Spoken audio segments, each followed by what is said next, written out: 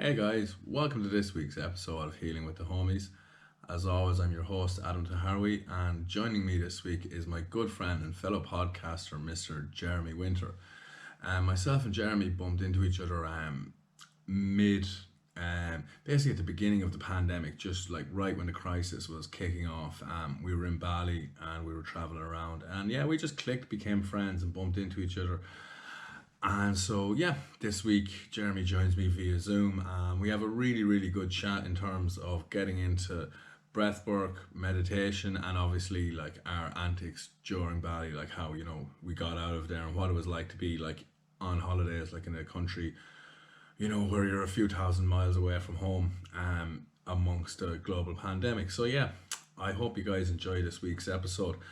Just before I get into it as well, there's one little thing I'd like to address because myself and Jeremy, we end up speaking about dimethyltryptamine, or DMT, which is a naturally occurring hormone in the brain that's responsible for dreams, and it's been scientifically proven that it's produced in the pineal gland, or the third eye as some cultures refer to it as, which is a small pine-shaped gland in the center of the brain. The philosopher Rene Descartes would have called it the seed of the soul. So in a lot of cultures and religions, they refer to this as the spiritual gland in the body, and therefore DMT itself has been nicknamed the spirit molecule. It's produced in high amounts in the brain, and it's what causes near-death experiences. Now, when Jeremy asks me about it, I go into a little detail about. He asked me how you can do it, and I've been reading this book, DMT, the spirit molecule, which goes into Dr. Rick Strassman's clinical studies of DMT, in which he intravenously injected this into his patients. So I do mention that it can be injected, but that's not like, I just want to be very clear that I'm looking at that from a pure clinical trial-based perspective. Like, obviously I'm not recommending people go out and do something like that, and just the negative connotations that are associated with other things that people injected. I just wanted to go over that little patch just to be clear about it, because we're not talking about a substance that's like addictive or anything like that, or act generally bad for the human beings. It actually brings on quite a lot of profound spiritual awakenings and stuff like that in people. So yeah, I just wanted to clear that up a little bit. So I hope you guys enjoyed this week's episode as much as I enjoyed making it. Jeremy. You just clapped, and you look like you made yourself jump there, Adam. Did I scare myself with the jump? Ah! So here we are. Here we are, finally. We've talked about doing this for quite a long time, and now we actually have made the effort. We're literally doing this. It's happening. And we I've got are a nice doing cup it. of tea to keep me company. Lovely. Fantastic. And do you know what? The surroundings aren't as beautiful as where we originally intended in doing this podcast, but wow, we're here, Yeah, we'll get into that for sure. Exactly. So, what have you been up to, my friend? I've had quite a bit going on, yourself. So I've been doing some soul searching, a bit of work involving some plant medicines, in particular ayahuasca. So that's been quite the experience, and I am 4 weeks out for Colombia. So as soon as we get off this phone call, I'm going booking my flights to Bogota. €800, but look, we're getting there. So yeah, basically the plan is, obviously we have to go into lockdown for 2 weeks. So when we arrive, it's a 14-hour bus drive from Bogota, and after 14 hours the roads stop and you're hiking for 6 hours into the heart of the Amazon, and we'll be staying with a little indigenous tribe there called the Taitas, and we'll be doing work with them. So this has all been organized by a group that I'm going with. It's roughly around 15 of us, and now we're not all flying together. Majority of people are coming from either England, Amsterdam, or Spain. There's 3 of us flying out from Ireland to join the group, so we'll meet them in Colombia. And yeah, I'm very excited. I'll blog the experience. We'll make our own ayahuasca, which, for anybody who doesn't know, is a psychoactive brew which has been used by indigenous shamans for healing, reconnection with spirit. They call it the vine of the souls, and contains a naturally occurring human hormone in the brain called DMT, which is the chemical that makes us dream. And it's been proven in rats that it is secreted by the pineal gland, which the Egyptians and other cultures call the third eye.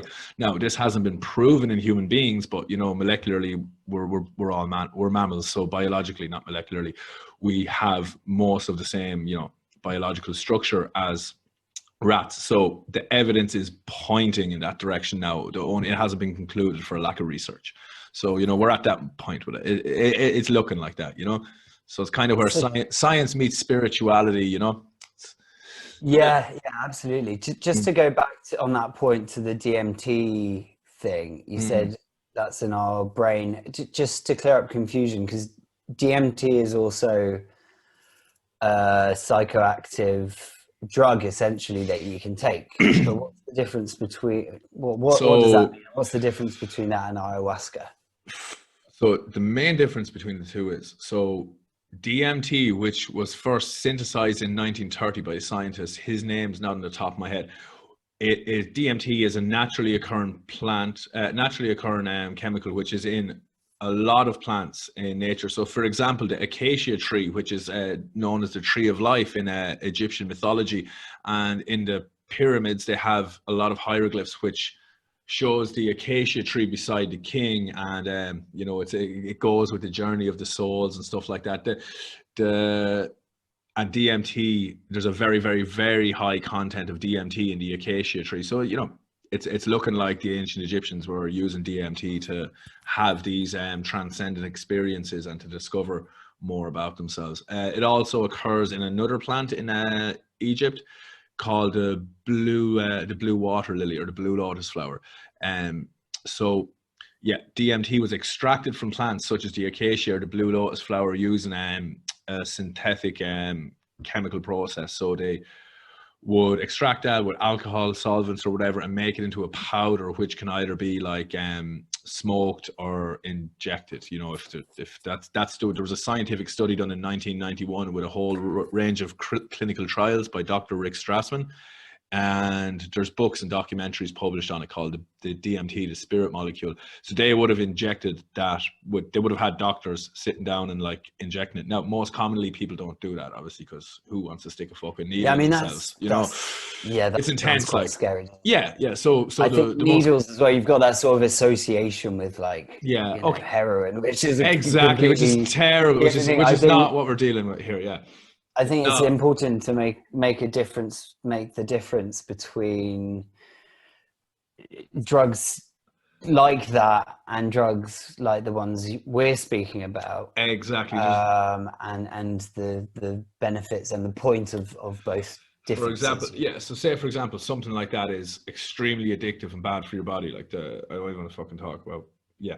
So, but an example on the polar side of it, DMT would be something that it's such a profound and deeply spiritual experience that you don't really need to do it more than once, twice, you know what I mean? And you're like, to go back and to do that again, it's like, poof, it's like going for a skydive, you know what I mean?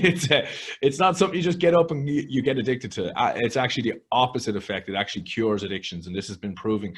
For example, let's get back to ayahuasca, because ayahuasca is where the healing happens. So there's a doctor by the name of Dr. Gabor Mate. Now, he was running for quite a few years in Canada. He was running trials where he would bring alcoholics, cocaine addicts, and heroin addicts in for studies, and with 12 days, and then obviously he'd follow up for up to 18 months with all of his clients, and they were all able to walk away without any cravings, without any of the withdrawals, which is quite a dangerous part of coming off of a drug like heroin or even alcohol. Like people can die from alcohol detoxification. So yeah, Dr. Gabor Mate was stopped in his tracks after maybe 5 years on the grounds that ayahuasca is in itself an illegal substance. So now at the moment, Mallorca is legal, Portugal is legal, Amsterdam, really? Yeah, decriminalized and legal in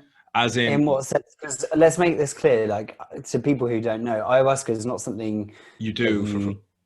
It's not like a pill you just take or whatever. No, there's a whole ceremony around it. So what's it like in these countries that it's legal to do it in? How are people actually consuming that?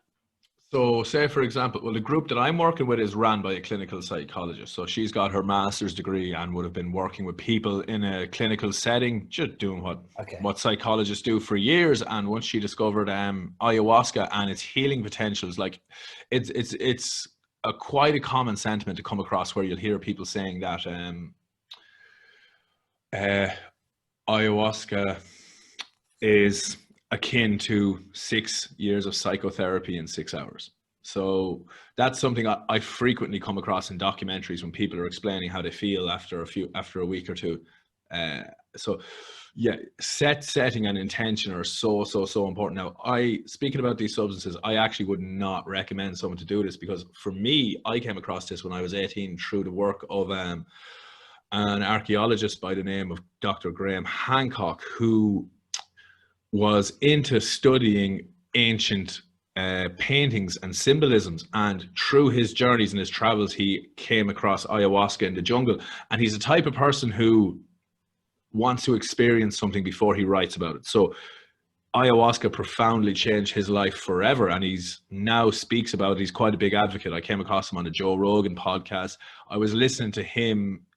Other podcasts are available. Other podcasts are available. So he would have spent quite a lot of time in the pyramids in Egypt, and he was looking for the Ark of the Covenant. And he also discovered an underground city in Japan, which is absolutely fascinating. The man has lived a life. And so he began to work with ayahuasca, and yeah, he regularly goes down to the Amazon. He does it once a year. He'll go down for that reset. So yeah, there's massive medical benefits to be got from a substance like this. But yes, it should be used. So for me, sorry, I digress. For me, it was a 10-year build-up, and it wasn't something I jumped in. It's like, oh, I'm all fucked up and I've got this stuff going on, hopefully this is going to be a magic pill. No, I worked on myself like on a daily basis through meditation. Jiu-jitsu was beautiful for me in terms of like grounding myself and releasing anger and finding out who I was and gaining confidence. So yeah, meditation, yoga, Reiki, journaling. I have used these things in my daily life and daily structure to get to a place where emotionally and spiritually I felt like I would be ready for such an experience. It wasn't just like, okay, here we go. Let's get high. No, absolutely not.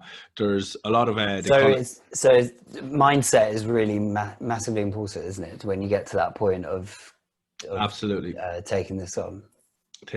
Yeah, because it's still, I had my first experience over 2 months ago, and like I'm still processing. Really? Still processing. That's so intense. Yeah. So intense. So tell us about what that week looked like then when you did it. So did you say you did it when you were 18? No, I discovered it when I was 18. I did it when I was 28. Yeah, so recently you did it for the first time. Yeah, after what was that like? Paint a picture. Okay, so I went into detail with a friend of mine about this. It took 4 hours. We literally to skim over the surface. Try and get it down to like one small paragraph. Bullet points. Okay. You're an island doing it. Undisclosed location. Undisclosed location for we'll keep it at that. Okay, so essentially the way it works is there's 20 people participating in the ceremony together. So the first thing is, so for a month beforehand, I'm vegetarian already, so it wasn't that big of a deal for me. They recommend like if you're going to eat meat, red meat, cut out everything else. No salt, no sugar, no caffeine, no pork is a big thing as well. So what you're essentially doing is you're trying to clear out your body as much as possible. So if you give your body the chance, because you're going to be removing toxins. Okay, I know there's a lack of scientific evidence. This is quite say toxins. You know what are toxins coming out of your body? Okay. But the point is, if you are preparing mentally and physically for the experience, you're allowing more space within your mind and your body for the ayahuasca to do its work. So my first experience we sit in the circle, you do about a half an hour, 45-minute meditation. And on the day when you arrive, you stop eating, you get lunch, and that's it. You don't eat. So you do the ceremony. It's traditionally done at nighttime. You sit up in the lotus position or whatever way, in a meditative posture. You close your eyes and you're supposed to sit with your eyes closed for the duration of the ceremony. So you're talking 4 hours meditation while you're going through your experience with ayahuasca. A lot of retreats allow people to lie down. However, they said to us that if you sit up in an upright meditative posture, you actually get a little bit more out of it, because when you're lying down on your back, you can kind of, you're rolling around, you can run away from the experience a little bit. Really? If you get me, if things start going hairy, you can kind of, things will get difficult. Absolutely.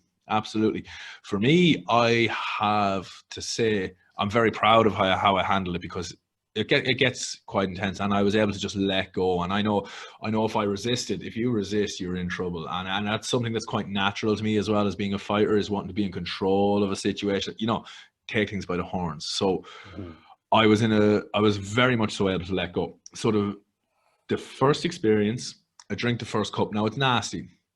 It tastes strong, like very, very, very brown and earthy and thick. So it's roughly around that much in a shot glass. And from experience of watching people, close my nose, back we go.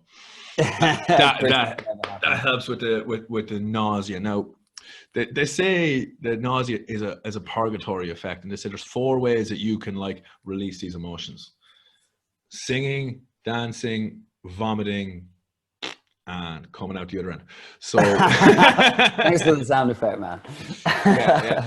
And I mean, it's quite a funny one as well. When I have spoken to people about this in the past, what's come up is oh, why would you want to do something that makes you vomit? I'm like, well, have you ever sculled 4 or 5 shots of vodka and tell me you don't end up with your head in a toilet bowl at the end of the night? Or when you eat your doner kebab there, you'll have to leave. You know what I mean? The bad stuff gets to the good stuff. Yeah, cognitive dissonance. You know what I mean? We think, you have to go through to get. I think anything difficult in life that's worth doing ends up being difficult. You know what I mean?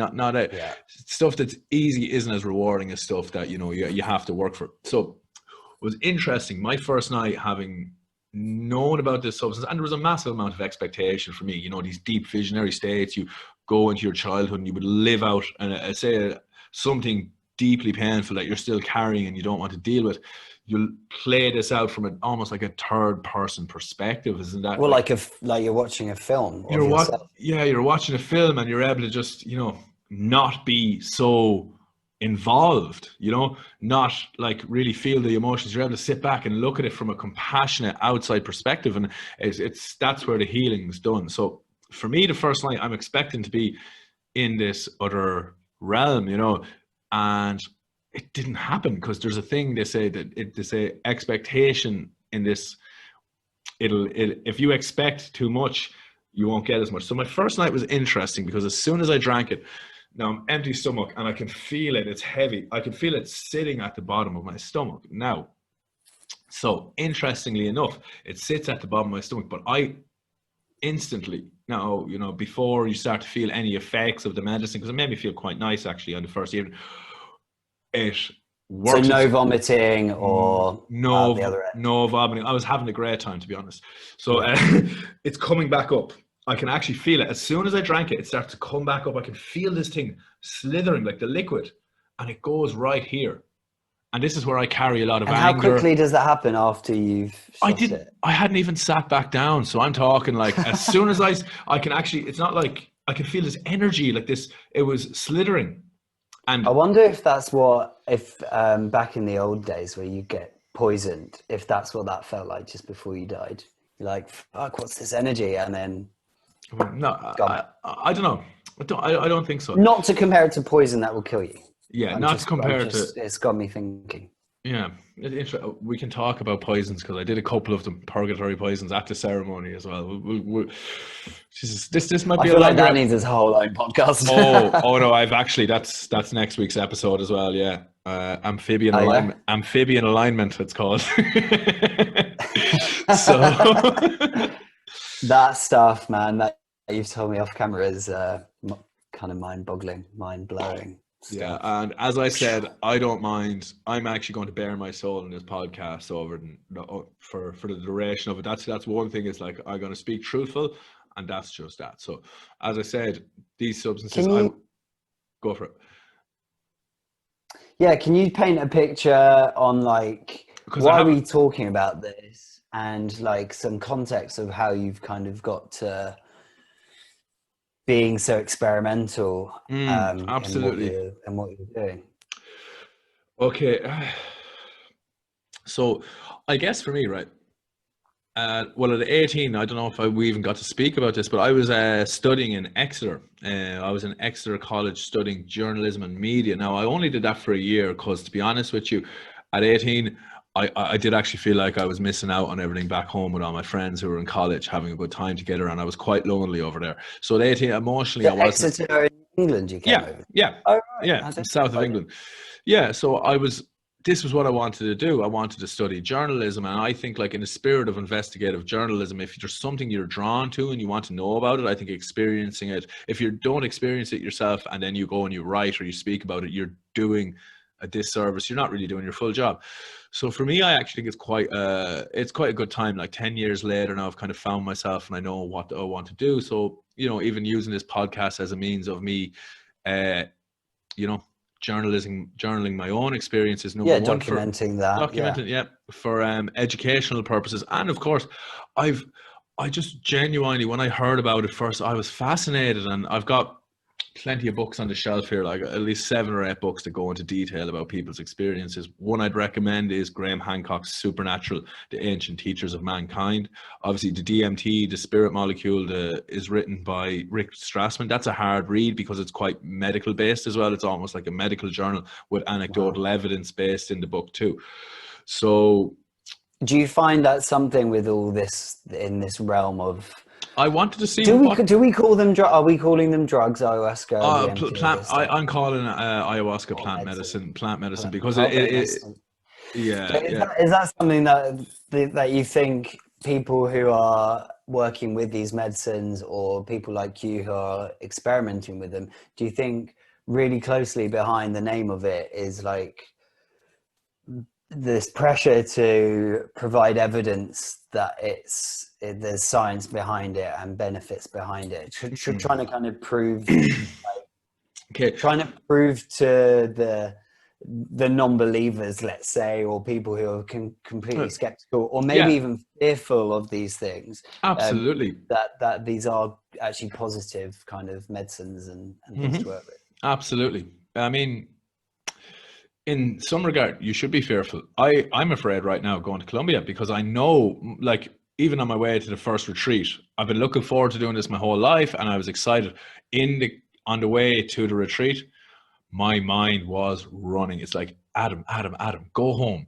Why are you spending your money on this bullshit? Like, go shopping. You know what I mean? It was like, You could do with some new shoes. yeah. I was like, the mind kicked in, and it was defense mode. It's like, no. Do not shine this mirror on me. Do not, because stuff comes up. So basically, what I found very interesting about to get back to the first experience, I'll try to summarize quickly, like the benefits I got Yeah. and some of the more detailed Yeah. stuff. Now, I am going to do like a 4 or 5 part episode, so I'll try get it into 2.5 hours, the entire story of my first experience. And obviously I'll be in Colombia in 4 weeks, and I'll be doing vlogging. I'll be making my own ayahuasca there myself.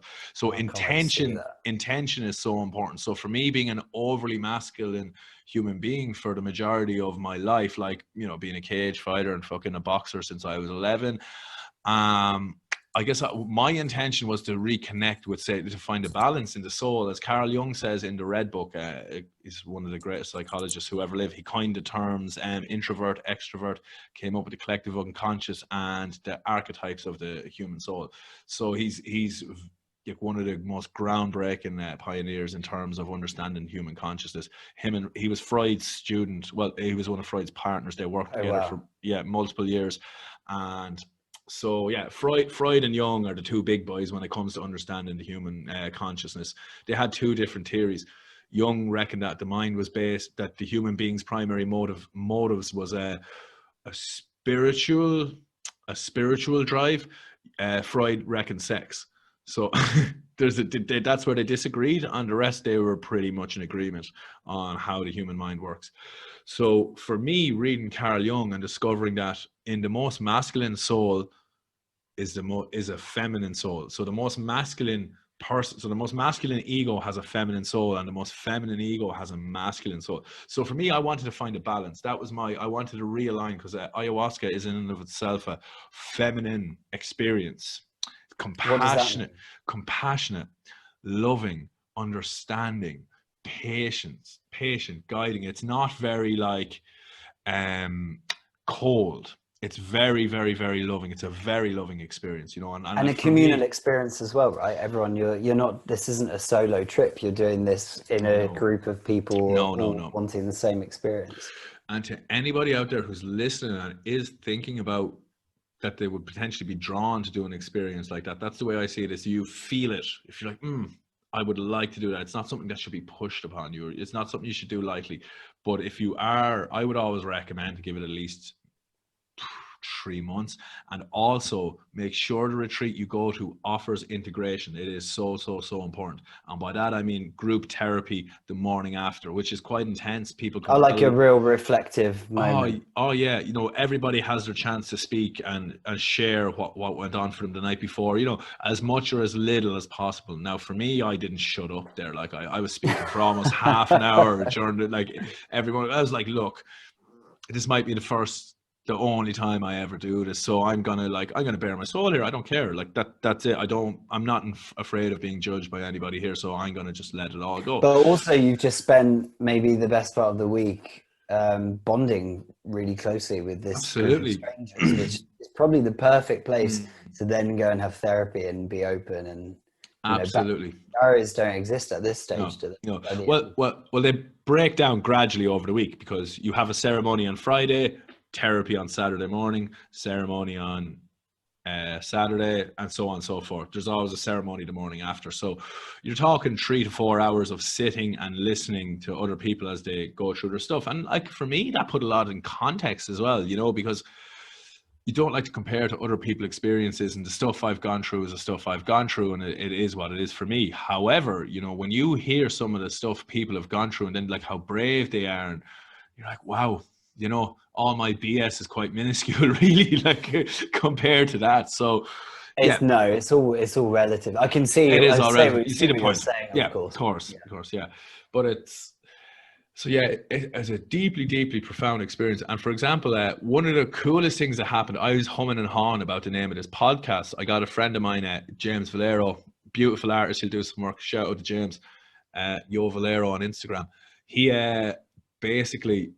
I decided on the name of the podcast, How the Fuck Are You? And like, I wanted to go with it. I felt like, so in the middle of my ayahuasca experience on a Friday night now, I have to say, I'd be doing a disservice if I said that I felt like it was my subconscious mind, because I've had experiences where I've, like through meditation, where I'm feeling thoughts coming, and I know that it's me, my higher self, maybe my own intuition coming through. Now with this was a voice, of a feminine voice, saying, Adam. I was like, okay, change the name of your podcast. Don't call it How the Fuck Are You? Call it Healing with the Homies. That's the name you should go with. And also speak into the camera, because you are going to do audio. And the reason you want to do audio only is because you're insecure about speaking into a camera and you want to shy away from that.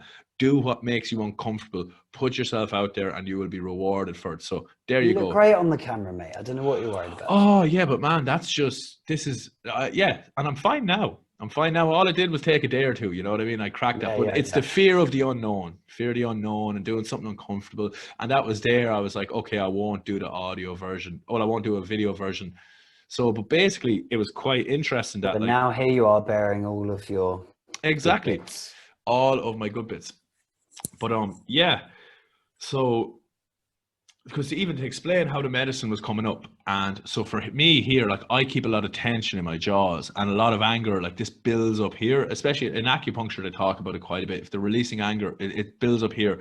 If you don't speak your truth, this tension and emotional blockages land right here. So for me, the medicine worked its way up, and then I just feel here like this massage, gently pulling out this anger, pulling out this anger, pulling out this anger. And I just feel this, I did feel a lot of love and bliss and interconnectivity. Now, I didn't have much of a visual experience. So after an hour and a half, I went back up, and me being me, right? I was definitely feeling something, but I wasn't having this profound, deep life experience. Now, it was very interesting what was happening with the anger coming out, but I was expecting too much, bro. So I went back up and I asked the facilitator, so we were for a second cup, which they were offering after maybe 2 hours, and I said, can I have 2 cups? And he was like, no. Please, sir, can I have some more? And I was like, but it's not doing anything. And he kind of like gave me the eyes. He's like, no, just relax. Have 1 more cup. Give it an hour. And in an hour, if you want another cup, I'll give you one. I did not need another cup. Okay. I Were you just not patient enough? Did you need more time or something? It susses you out. I think it was a connection with the ayahuasca. It's like, okay, who is this guy? What do we need to do? Let's figure that out this evening, and then tomorrow, boom. And then that's where it separated the men from the boys, was on the second evening. It was like, oh, okay. This is what I've heard about. This is what I've been waiting for. Like, yeah, deeply, profoundly changed. And for me, like, there was messages coming through. It's like, okay, you always put yourself in difficult situations. You always like try to develop yourself, but you don't do it in a gentle way. You push yourself very hard. And this weekend is not going to be a difficult weekend for you, because you deserve to be proud of the work you've done. So be proud. You've had your heart broken with your father dying. You've had your heart broken with your role model, Sal, having an acquired brain injury, and also with a relationship in the past so it's like you've had your heart broken 3 times. You don't need a difficult experience this weekend. Connect with the love, connect with compassion, and feel it for yourself.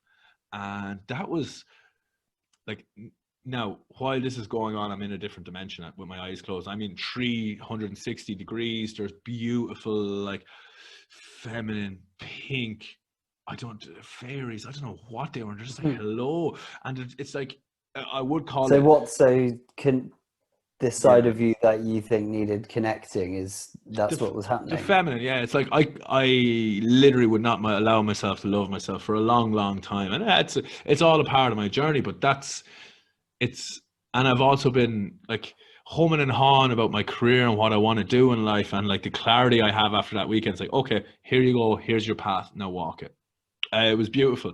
So I do have to say, from my own personal experience, like, I can't really rationalize it and break it down to, it was my subconscious mind speaking to me. I have to say that it was ayahuasca. Like, this speak of the mother goddess energy, and like it was like coming to me, showing to me yourself. Wait, so you're saying it wasn't your inner voice, it was the ayahuasca of the ayahuasca? Absolutely. Like I wouldn't say that unless I felt it. Like that was existential proof, having been in the experience. And even stepping away, I've tried to bring it back to, it was my mind, but it wasn't. It was absolutely not my mind, because it was communicating. Like, I was asking questions, so I'm getting answers directly. Boom, boom, boom. So, I mean, if I was doing it, could I ask questions that I've always wanted to know, like, what is the meaning of life? Or, yeah. How am I going to die? If I ask those questions, are those questions that I'd have answers to? Yeah, absolutely. And how much should you trust those answers? Okay, so what came up for me was, through destruction comes creation. So through destruction of the ego comes creation of the real self, which leads to human transformation. So through destruction comes creation, which leads to human transformation. And that's an old Japanese, the Tao Te Ching, which Alan Watts speaks of. Do you know Alan Watts, the English philosopher? You played him a lot, especially when we were trying to get to sleep when we met. And I did become the most soothing voice ever. I did play Alan Watts when we were sitting around the pool in Uluwatu. Yeah. Shall we explain how we actually met and how we? Yeah, because I wanted this episode to be not about me. I wanted this to be all about you, Jez. And we've. It's not even about. I mean, we're talking about DMT, which is really. Which is very fascinating. Exciting. Yeah, but you're a fascinating human being and a great interviewer as well. I feel like you're pulling stuff out of me here quite nicely. It's good. So Yeah, I'm turning your podcast around on yourself. exactly. So let's go. How do we meet? We met in Bali in Indonesia. So personally, for me, I was on a literal journey of traveling, and I was about 4 weeks into my journey of traveling when I had to return home to the UK. And like my friend said, am I leaving due the month prior? Do you always throw leaving due when you go on holiday, Jeff? So, you know, just to paint a picture, I was intending on traveling Australia and Asia and beyond for like 2-3 years, maybe more, depending on how things were going to go. Just going with a very open mind, and one bag to take with me, as you do. So I got to Bali, and then and I think I was 2 weeks in, and this was March, by the way. So the first week in Bali was when everything was everyone was finding out about Corona and COVID, and like the second week, kind of mid-March, was when shit was really starting to hit the fan, right? And everyone started leaving that little island. And I'm sure this is reflective of everywhere around the world. Everyone was basically trying to get home and trying to go back to where they knew they would be safe for the foreseeable, because things just developed very quickly. So I met you kind of halfway through as that was happening, and everyone was disappearing, going home, and hostels were empty and tourist sites were shutting and that kind of stuff. It was a pandemic. It was blowing up in front of our faces. It was getting pretty intense pretty fast, wasn't it? And we were sort of like sitting back like, do we go with the crowd or do we sit back and see how this pans out? And we decided to sit back and see what panned out. And we ended up being the final five, we called ourselves. We called ourselves the final five. Oh my God. So I met you halfway through. You just came up to me out of nowhere, where we were both staying, same accommodation, beautiful place, Newbid. You just came straight up and introduced yourself. You're like, hi, I'm Adam. What's your name? And I was like, cool. And you weren't wearing a top, because I don't think I saw you wearing a top once that whole time. Probably not. No. Actually, this is the most clothed I've ever seen you, mate, with the hat on. It is. So you came and just introduced yourself, and we hit it off. You were traveling with your sister, and we became a group, like a little family for a bit. And I had such an amazing time. And man, I have to say, you and your sister really made that, like, you know, made my experience that more special. You know, it was great. Yeah, we did stick together. We did. It felt like, you know, Shaun of the Dead, when the zombies, the apocalypse is imminent and happening.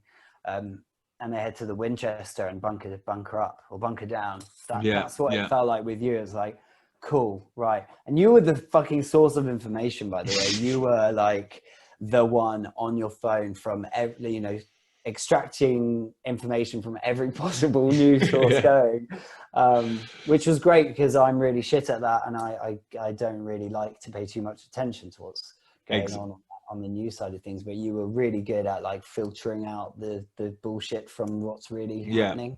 And figuring out as well what the numbers were like, where we were, and because whether we should stay and we stay out here or what. Because as well, do you remember what so there's a thing in Bali called Nyepi. It's a day of silence that they do in the Hindu tradition. So you don't speak for the day. Silent meditation. You have your food or whatever. So everything. You're not allowed to walk the streets, are you? You're locked down. That's correct. Essentially, the streets are meant to be emptied for the day as well. Everybody stays at home. So what happened was, with the Balinese government, Nyepi happened during the pandemic, and then they decided to extend it without telling anybody. So it literally is the day Nyepi is meant to be over. It's like, okay, we're doing another day tomorrow. And then it was sort of, they extended the lockdown underhandedly through the day of silence. So we were like, shit, what do we do here? You know, and we did. I think we felt like they weren't being honest with us, as in the government, and the way the information was trickling down to the locals. Because it was like the silent day was like being prolonged by a day or two, wasn't it? And they kind of kept adding days, and we're like, well, is this actually your silent day turning into 3 silent days where we can't leave this place or go about our general, whereabouts? Or is this a COVID thing and you're not being honest? Like, it's all really weird. It was a COVID thing, absolutely, because it's only a day. It's only ever a day. So it went on for what, 3-4 days, and then it was like, can we go get food? Like, what do we do here? Yeah. Like we had to rush. Like we went to the supermarket. Everyone was rushing because it was like we are not allowed to be. We had to like stock up on food and stuff. Yeah. It was very weird. It was. And we also got stranded. Really, didn't we? We booked a few. It took a few flights. A few flights. We got out with British Airways, or I do remember one day looking, and it was €8,000. So that was 4K for me, 4K for my sister, and it would have been 4K for you as well. So we decided just to stick it out and wait. We literally got to the airport. We were waiting for it to get cheaper, waiting for airlines to stop wanting to rip us off. This emergency crisis. But we got to the airport a few times, and everything was completely cancelled. So it's quite a dramatic kind of thing, because we were like, me and you were trying to remain in control of what was happening in terms of when and whether we should go home.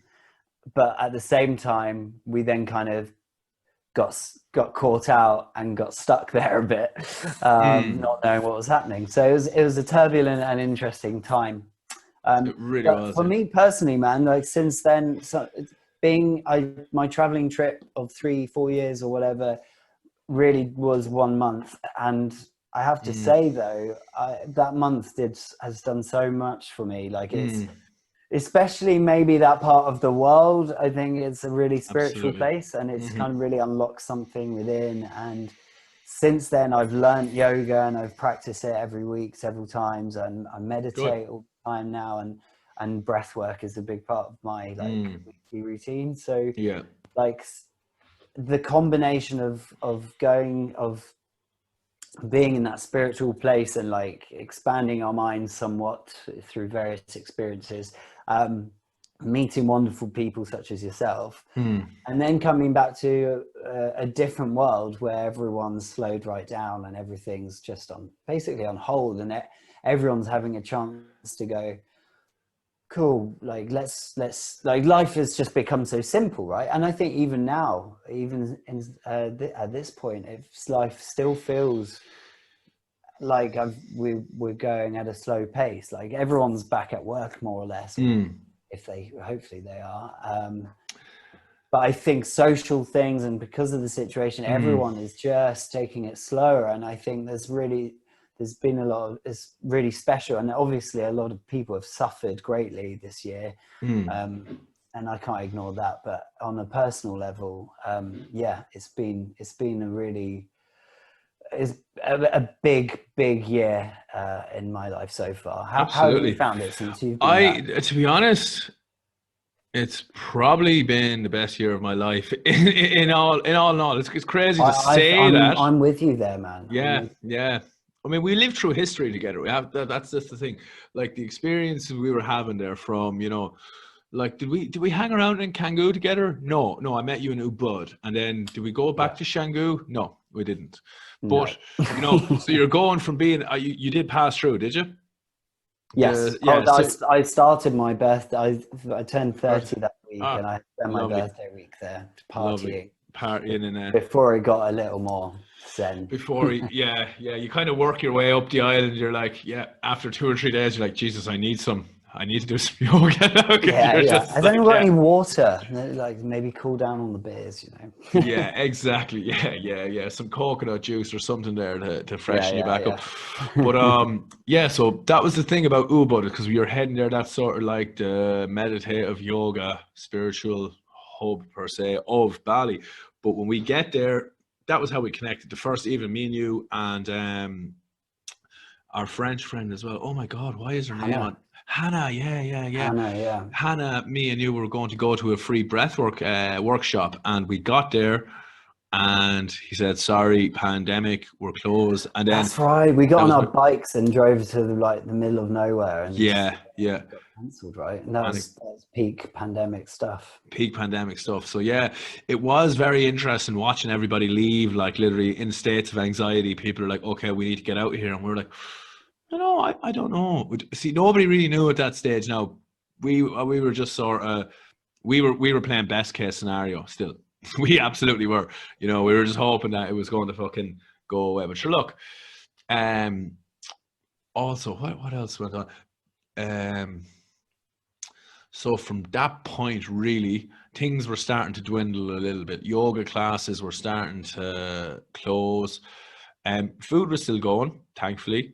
There was still food and beer to be drank, so that was good. The beaches were closed as well. Remember the secret beach? Wow. Wow, Yes, that I was do. beautiful. Yeah. The worst kept secret beach, though, because we weren't the only ones there. Absolutely not the only ones But we there. saw we went to some amazing places, met some beautiful people, and I've walked away with a handful of amazing friends. Same as it's But Bali was, it was supposed to be open back in September, and now they've announced they're closed definitely till the end of the year. So end of the year, January. really It's looking like it is. It is. because I So want to get back out there, man, me and I want too, you man. to come with me. Me too, man. Oh, let's do it. Let's do it. I mean, So we've both gone on quite kind of spiritual paths. I mean, where were you at by the time I met you, though? In that sense of the meaning, in that sense of the from spiritual, 18 to 28, a lot happened in that time for you. A lot of self work. a lot of stuff, and I would have just been. Where am I? So I would have been in Australia for a year beforehand, and for me, Australia was beautiful because like, okay, this is something now going forward with this podcast I want to make like very, very, very clear, because I am going to speak about the benefits of psychedelics as in the previous week's episode, and obviously coming forward with ayahuasca, because it's going to be it's something that I find is a profound tool. I am not tripping all the time. This is like so when you work with something like this, it's not the magic key. What the trick is, it like enhances your daily life through sobriety. You know what I mean? It literally, you don't need to do these things all the time. So for me, I feel like I'm putting the work in now. I'm going to lay the foundation. So I'll be doing 8 ayahuasca ceremonies in the space of 12 days in Colombia, and I've already done 3. So that's going to be a total of 11 a year. That's a lot of homework. That's a lot of journaling, and that's a lot of like stuff that's been cleared. So for me, I probably won't do ayahuasca for maybe another year and a half after that. So it's not like, you're out doing this shit all the time. Like I even say from my relationship with alcohol has changed vastly. Like I haven't had a beer in the last time I had a beer, I was in Connemara with a couple of my friends who were back from Dubai. So I had 2 beers about 6-8 weeks ago. That's it. Hey, wow! And like, I gave up these as well, man. Yeah, like End of April, I haven't touched the stuff. I don't need it. Even my relationship with cannabis has changed forever. Like I would have self-medicated with cannabis through my teenage years, and like it's not that bad of a thing. People can do it in moderation. But for me, my relationship was it was too heavy. It was too abusive.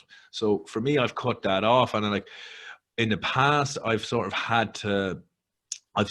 with that. But for me, it's just clarity now. It's like, that part of my life is done, and that's fine. That's absolutely fine. Is it for you more about these big, profound psychedelic experiences rather than like a daily or weekly dose of, whatever naughty stuff a lot of people get up to in their regular lives, I suppose?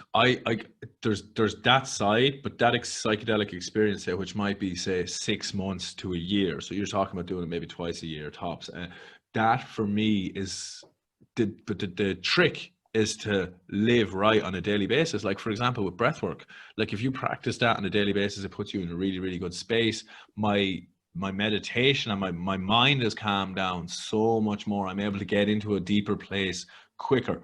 And this is definitely been some massive benefits on that side of me, like just energetically. Like I've slowed so much down, and I'm not judging myself for that either, because in the past, it's like I'll get to a good headspace and then my ego will kind of kick in, and it's like I'll just want to go, go, go, go, go. So for example, I was running a business for a year and a half where I was providing food to gyms and to people. So I would do the I would do the calorie counts for them, and if some people wanted the macros, like I would do that for them as well. But to be honest, like I just, that doesn't work for me, and that didn't work for the majority of my clients. They just wanted their calories and off you go. The macros for me, living like that, it's not a way to live for me, to count every single thing I eat. Yeah, it's not something I've ever really. I mean, I understand if you're in like an athlete or a bodybuilder or something where obviously that stuff entirely matters, but most people are not in those lines of work, and it's a weird thing to be, an unhealthy, I think, ironically, unhealthy thing to become kind of obsessive with is calorie counting and really, really calculating everything. Like it takes the joy out of it for me. Like I mean, for me, it's pretty much like not common sense, but like, you know, if you're drinking cans of Coke, lots of cheese, heavy processed foods, you're going to put on weight. Like if you can switch your diet to where you're using like a small amount of sauce, getting your flavor from a natural source, like, you know, if you make up your own sauces and you drink more water, green tea, and even fucking coffee's fine, you know, if whatever you, I hope coffee's fine, because that's of course. Oh Jesus, man! Oh my God! Even Rachel there, she was like, we went for a coffee this morning, and on the way home, then after the coffee, I was like, okay. She's like, where are you going? I was like, to another coffee shop. I've got a podcast, so I want another one. She's like, come on, man. Run on your own juices. Run on my own juices, yeah. So for me, essentially, like, sorry, I keep moving around. If you're watching the podcast, I've moved from my starting point because the sun keeps coming round and it's blinding my eyes. So apologies. No problem at all. No problem. Just giving you a tour, you know. So yeah, I guess the key is to live life the way you want to live life on a daily basis, doing the things that make you happy. It's not about fucking, like, the experience will change you profoundly, something like ayahuasca, but it'll just reconnect you with who you really are and what you really want to do. And for me, I guess I needed that, just to be able to slow down. And for example, I've wanted to do podcasts for over a year now, and the timing has just been right. I decided around last October last year I was going to start, and so that was beautiful. Then getting to meet you really excited me, because I was like, oh, you do podcasts, fantastic. So one of the first things I said to you is you have a great voice for it, which is true. So, you know, you've got to, you have it, you know, so you've got the Irish charm, you know, to your voice. That's it. Jesus, envy comes from this side too. I guess we're reciprocal with that. Works both ways. So yeah. I mean, it's been a journey. It's a start of a journey, and yeah, I'm very excited for Colombia now. I'm very excited for it. Man, you're going to the fucking jungle. I'm going to the jungle in. Do you know? Oh my God! Go. I watched a movie recently on Netflix starring Daniel Radcliffe. Of Harry Potter fame, of course. Have you seen the film, Adam? No. Okay, don't watch the film, Adam, because the film is based on a true story about. I won't go too much into it, but it's a guy who's traveling, and he's traveling with his two best friends. This is, I think, back in the 80s, and they head to South America, and this local tour guide kind of offers to take them off the beaten track of the jungle and really go and see what it's all about in the heart of it. And let's just say the survival rate isn't too healthy. Good. But there is a good twist to the story, of course. Okay.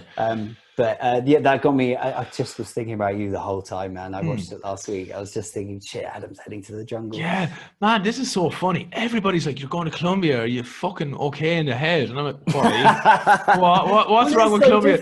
It's so different. Like, everyone's like, you know, there's no local bus route on the, you know, do you know what I mean? No, I can't wait. Like, I literally will be off the grid. So we're hiking. So basically the group I'm going with, the woman who runs it, Joanne, she has done her training with these people before. So she has a guide who's going to bring us. He'll meet us in Bogota, bring us on the bus.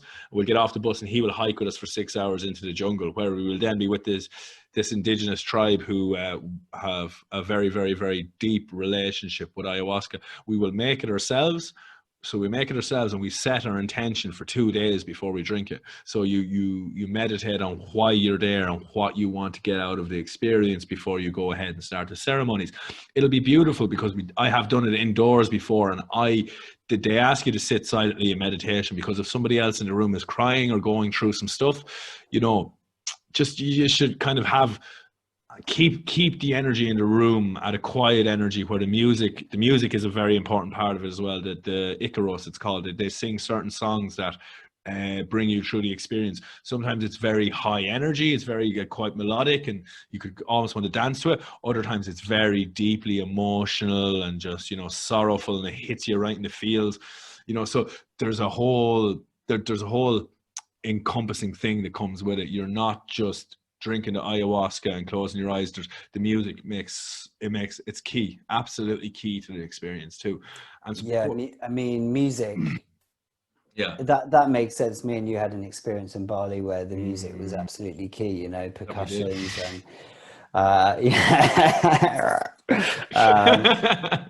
you know, instruments, music, rhythm. I mean, it all comes down to like the pulse, doesn't it? So it's just like, it makes so much sense that it goes hand in hand with these experiences. Yeah. So I'll be looking forward to doing it outdoors. But yeah, I don't see, like, I'm not fearful. Like, I'm not going to be going, and everyone's like, oh, you'll be doing fucking cocaine there, blah, blah, blah. I'm like, no, that's just because you're watching too much Narcos, man. You think that's what, you know what I mean? Like, you know what I mean? Like, I'm going for a completely different reason. But it's funny, I've experienced this before. When I was going out to Thailand, like when I was fighting semi-professional as an MMA fighter, and I'd go to Thailand for training camps, which I've done twice, and spent a month at a time out there training in Tiger Muay Thai and Phuket top team with some of the world's best athletes and coaches out there.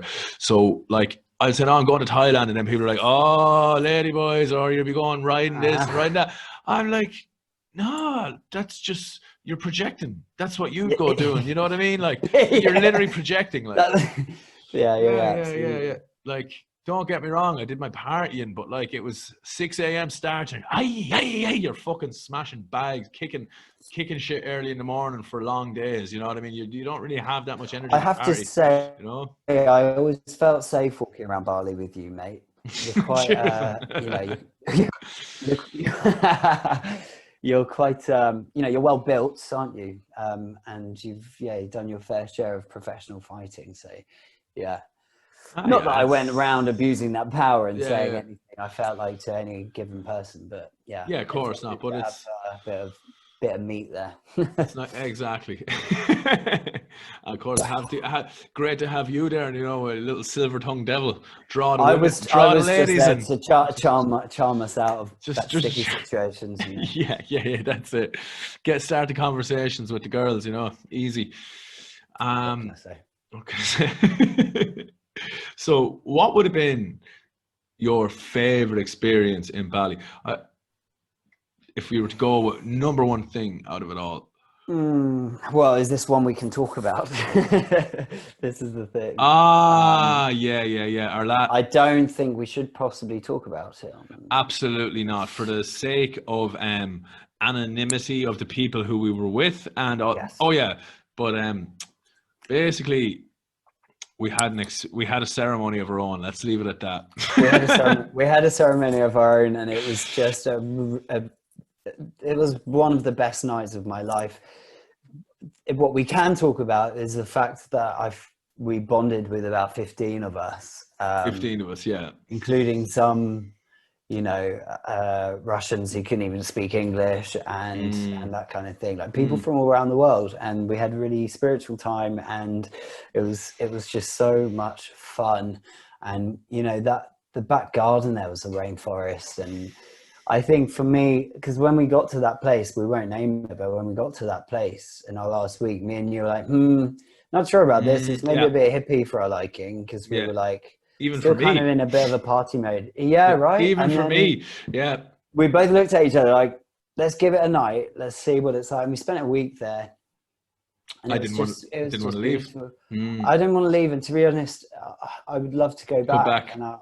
And as soon as I think 2021 for me is travel time, because yeah, Absolutely. I Absolutely. think the world is probably having a bit of it. It's having its moment now of like things were kind of did this and got weird, and then things have done this, and now I think we're a little bit like, cool, things are closing back again, like lockdown again and that kind of stuff. So I think give it a few months, and I think hopefully we're going to be back on track and back in a position where we can travel the world again. I mean, Fingers crossed. you're going to Colombia. Yeah.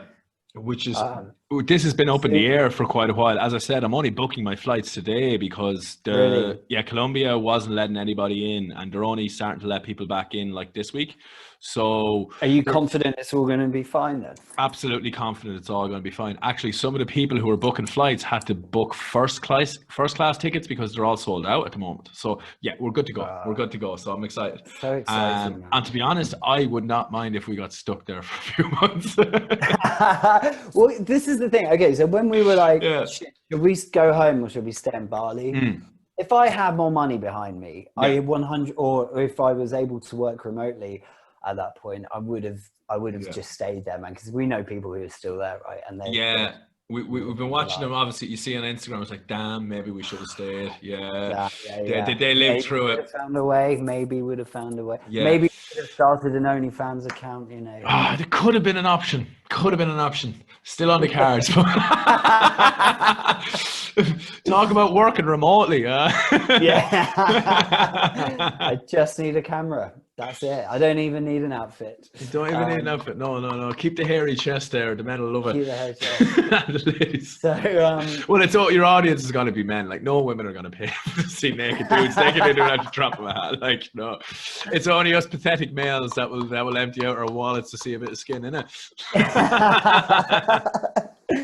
So, I mean, so that was my most beautiful experience. And I think, we could have stayed out there. I think we could have stayed out there in a way, but then in another way, I've had some great self-work time than I've ever had before. Like, and it's ignited this optimism for life, to not sound too like corny about it. It's like, I came back and I was like, oh my God, there is a whole world out there. It's taken me this amount of time to realize that. Yeah. But now I'm excited because now I'm going to go and explore that.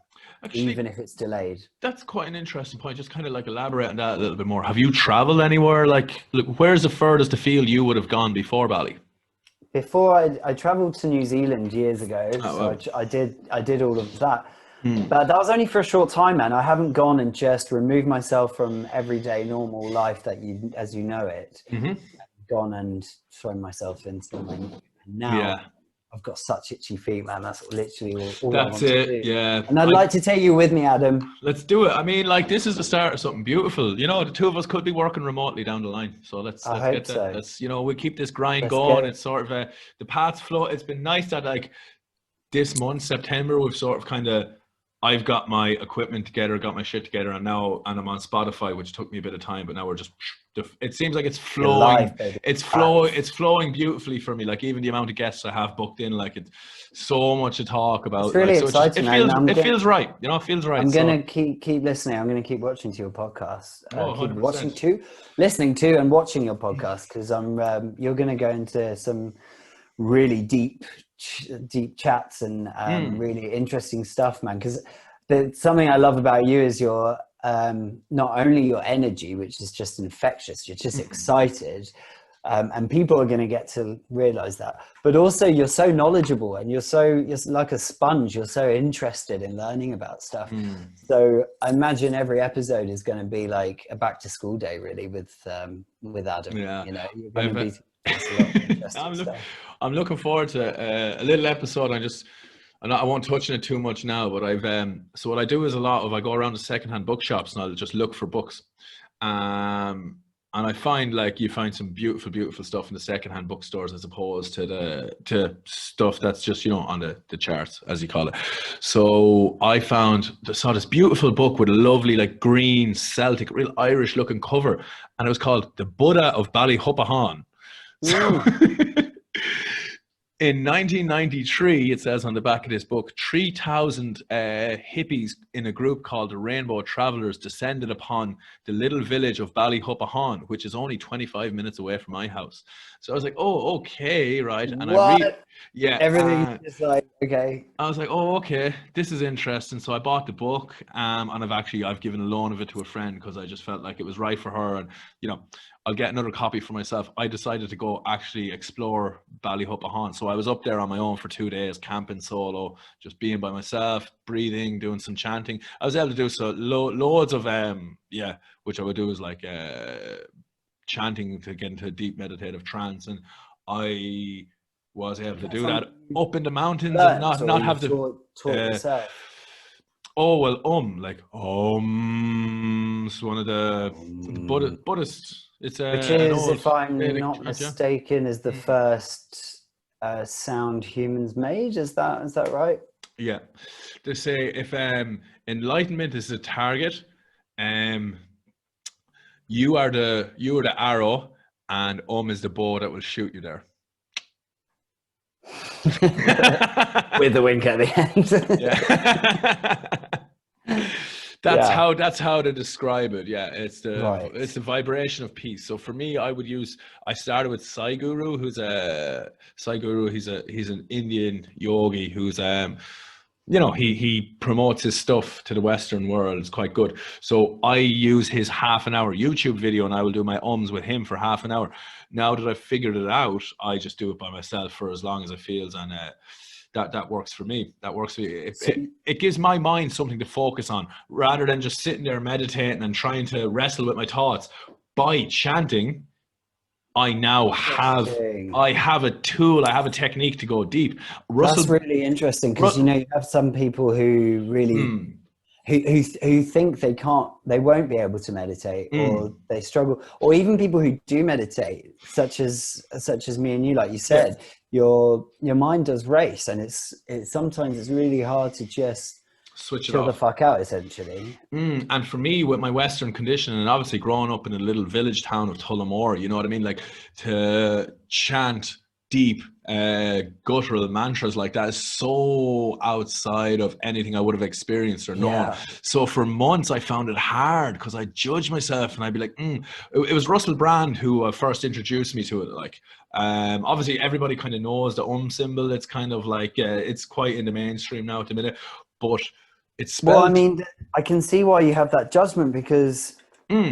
it's kind of silly in a way, because it's a parody the whole time, isn't it? People always taking the piss out of like, you know, and doing this, and it's like, I can see why you'd have those reservations, not feel comfortable doing it. And in fact, I think I probably would as Absolutely. Well. That's so fair. So for me, I had an experience with DMT where I went to the other side, and it was literally like the place. I'm going to go into this in detail in the next couple of weeks, but basically when I went, I smoked DMT, and I broke through into this universe where I met these two loving sentient beings, one masculine, one feminine, and it was just like,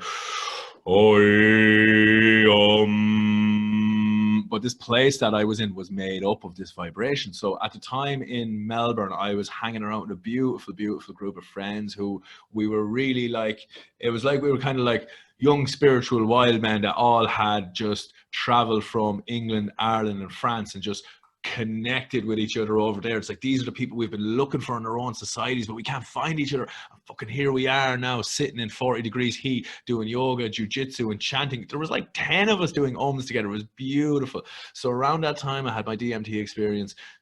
It just coincided with being with this group of people, and I was just able to let it all go. And, you know, with some guys from London, and we'd run a little class. I teach jiu-jitsu, he'd teach Kundalini yoga. One of the guys was teaching Ido Portal's movements and stuff like that. A good Well, like German body friend of mine. movements, is it? Body movements, like so flowing through the ground and like Yeah. It's kind of stretching, connecting with your animalistic quite primal core, stuff. really, isn't it? Yeah. So we had this beautiful group where it was like, now not only am I doing it solo, but I'm doing it with 15 other people. And when you're hearing all that chanting together, it really brings this beautiful tribal communal experience.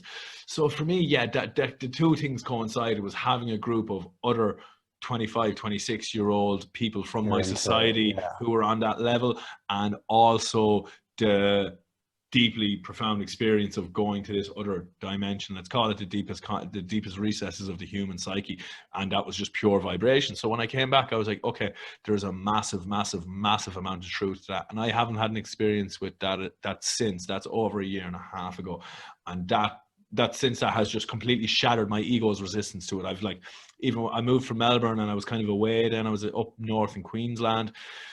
I was doing my thing up there, but I wasn't really doing as much mantra meditation. And once I got to Sydney, then that's when I really started to put it together. I'd go down to the ocean, sit by the cliffs with like a 20-foot drop, and just sit right there, listen to the waves, and just chant for an hour. Because nobody could hear me as well. So I would just chant, just sit down there, maybe 9 or 10 o'clock at night, just looking at the moon and the stars. And then I would do Wim Hof for maybe half an hour, and then after that I would do my So I do about an hour there of quite intense breathing and quite intense chanting. And for me, being an intense human being with high energy, that works for me, because after doing a round of Wim Hof, I think maybe today we were going to do it for our viewers, but I'd say we're on about an hour and 10 now. I'd say we are, and batteries are running low. Batteries are running low as well, so we'll do it again, because this is. I think we should definitely get another podcast booked in where we do some, because just to touch on breath work, it's something I actually learned about through you, my friend. I hadn't heard about it before. You told me about it. Then we arranged to try and go and do some when we were away, which, like we covered earlier, was not possible. But it's something that a guy I was recommended by someone. One of my former employees actually just sent like an email going, you should check this guy out, he's really good. And I think people really turn to these kind of different experiences throughout lockdown, especially at the start, because people are at home all the time, and they're like, right, let's take up this kind of exercise, or let's do this. I kind of did all of that, and this very Wim Hof kind of style, and it's just incredible, an incredible experience. I always go to a deep state of meditation with this guy every single time without fail. Without fail, and where I sort of come round by the end, I'm like, oh, here we are, we're back. Okay. And that's amazing, and that has a profound effect on my sleep that night, on the way I feel the next day. I'm still kind of tired from it. It's quite a tiring experience, but that's true, actually. It's like a cleansing thing, I think, and it just levels you out, man. And I have to say, like, I just don't feel stressed very much. It's because it's really, it's kind of it's inner peace, it's like peace. Creates this relaxation and de-stresses you, and it's not for the super left, like hippy dippity, side of life. Like these are physical practices that anyone can apply, really. Absolutely. Anybody can do it. And that's the beauty of this. That is the beauty of it. It's that it's scientifically proven, backed up by a massive amount of data and clinical studies at this stage that show how when you do this deep breathing, it puts a stress on your immune system, which makes you produce your killer T cells. And what your killer T cells then do is actually kill off any virus. So like Wim Hof proved this by being injected with endotoxins. Yeah, he was injected with endotoxins. So they would give you a flu, make you sick, make you vomit. They basically injected him with a flu. And within 15 minutes of breathing, his immune system had killed it, because he was literally controlling his own physiology. So you can control, which is something that has previously been unthought of. Science did not think that you could control the human body's physiology with your mind by using breath. Now we've proven we can. in the last 3 or 4 years. So that is a revolutionary in of itself. That's the beginning of a massive, massive, massive shift in terms of how we view health. So backed by science, fortunately. So it's a massive revolution, because he was started off as a 20-time Guinness World Record holder who was just the Iceman. He was a solo freak of nature. Nobody else could do this. The stuff Wim Hof was doing was reserved to Wim Hof and Wim Hof only. Now he was like, no, absolutely not. I'm a normal human being. And like, he got 15 guys who had never experienced breath work before, and they were also injected with the endotoxins. And after a week with Wim Hof, they had it gone as well in 15 minutes. And that was when that was when the scientific community had to take notice. Yeah. So I mean, yeah, I think he's on a bit of a mission, isn't he, to prove science with it. And I think there's a way to go, but it's really... Yeah.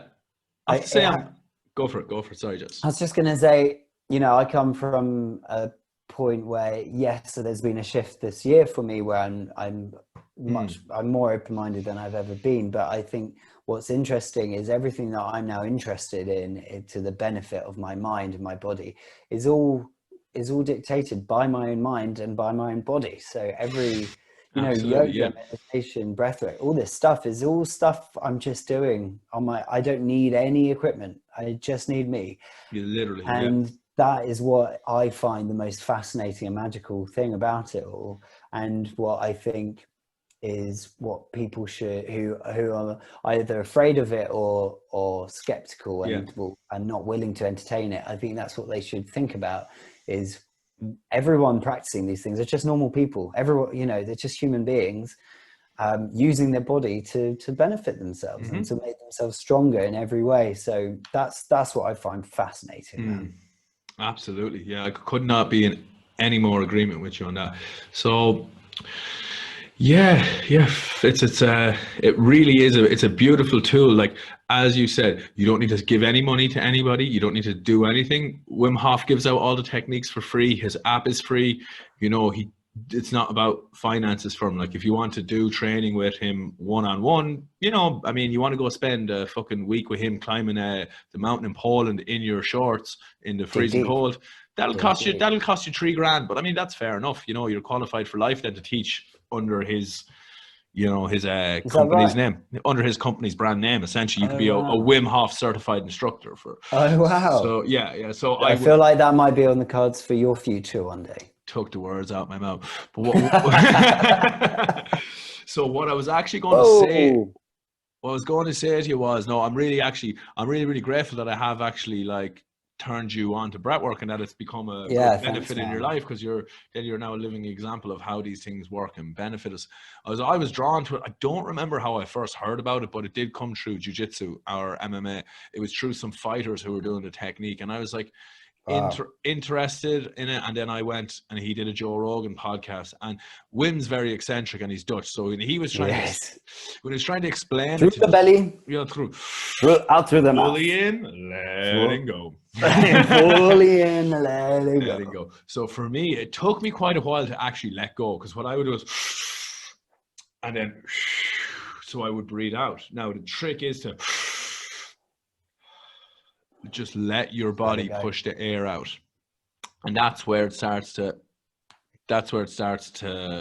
you start to go really, really deep. Once I go as hard as possible on the inhale and let my body do its thing on the exhale, and then that's the rhythm. And once you figure that out and you don't push out, because you're not retaining as much oxygen in your body if you actually push it out.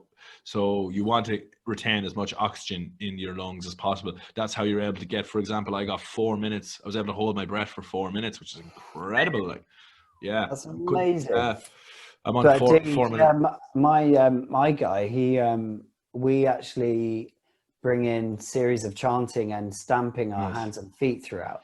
Nice. So it's kind of encouraging your body to vibrate and use sound in that way with your breath. And that's how we get to those translucent, what's the word? Transcendental, I think is the one transcendental states of mind.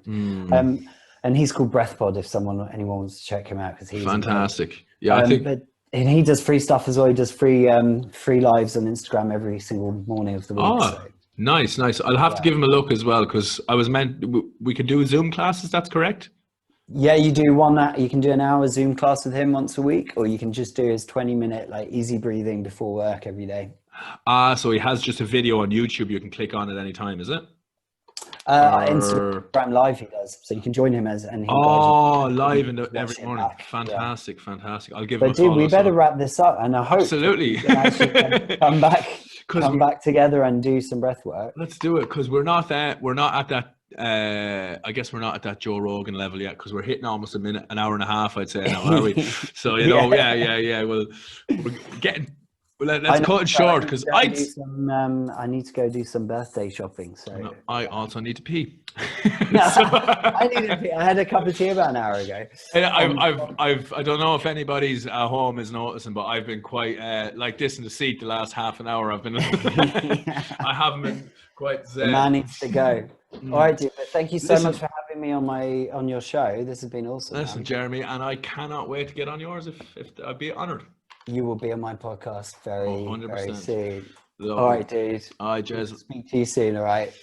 Much love, brother. Thanks. See you soon, dude. Mwah. Bye, bro. Bye, man. Peace. Oh, wait, before we go, let's do a photo. I took a few there at the start. Oh, yeah. I took a few when you weren't looking, a few candidates, but... Did you? I did. I was so worried my battery was going to run out. God, we could just talk all fucking day, couldn't we? We could. That's always a good sign. So you're taking a photo. Yeah. I'll get a bit more relaxed again. Are we posing or just pretending we're talking? I guess I keep hitting the camera button here. All right. There we go. Yeah, I guess we're I'm gonna take one as well. Bear with me. Oh, there it is. Ready and pose. Oh. Fantastic. Nice. All right, brother. I will see you soon. All right? Yeah, I really need to wee, and I do actually need to go. Me too. I'm up out of the chair already. I'll send you the video for later, if that's all right. Lovely. Fantastic. Yeah. All right. That was awesome. God bless, bro. Peace. All right. Bye. Peace.